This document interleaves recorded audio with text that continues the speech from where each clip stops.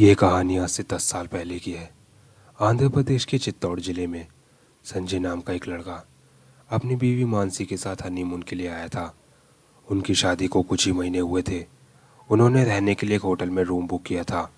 वो दोनों अपने कमरे में बैठकर एक दूसरे से बातें कर रहे थे।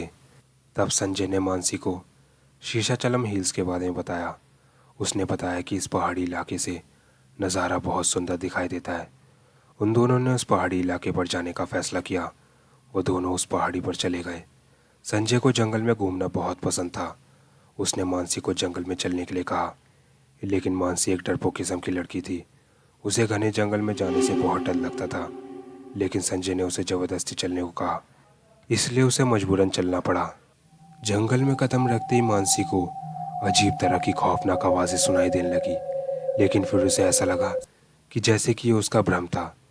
थोड़ा आगे जाने के बाद उन्हें एक आदमी कुल्हाड़ी लिए खड़ा हुआ दिखाई दिया।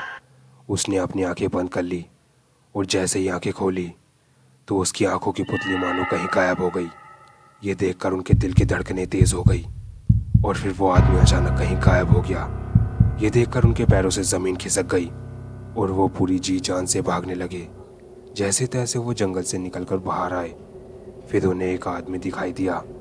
उन्होंने ये बात उस आदमी को बताई, लेकिन उस आदमी को इनकी बातें सुनकर बिल्कुल भी हैरानी नहीं हुई, क्योंकि उसे पता था कि आखिरकार जंगल के पीछे का खौफनाक सच क्या है। उसने बताया कि करीब 10 साल पहले यहाँ पुष्पराज नाम का एक आदमी लाल चंदन की लकड़ियों की स्मगलिंग करता था। उसने धीरे धीरे पूरे इलाके पर कब्जा कर लिया था। उस इलाके में लकड़ियों का व्यापार करने वालों को उसकी स्मगलिंग के बारे में पता चल गया था और वो उस इलाके पर कब्जा करना चाहते थे। इसलिए उन्होंने उसे धोखे से मार दिया। लेकिन कहानी यहीं ख़त्म नहीं हुई। पुष्पराज की आत्मा को आज तक मुक्ति नहीं मिली और आज भी उसी जंगल में उसकी आत्मा भटकती रहती है। और अगर कोई भी उस जंगल में लाल चंदन की लकड़ी लेने की जुर्रत करता है तो उसकी आत्मा उसे मौत के घाट उतार देती है और फिर वो इंसान कभी लौट कर वापस नहीं आता।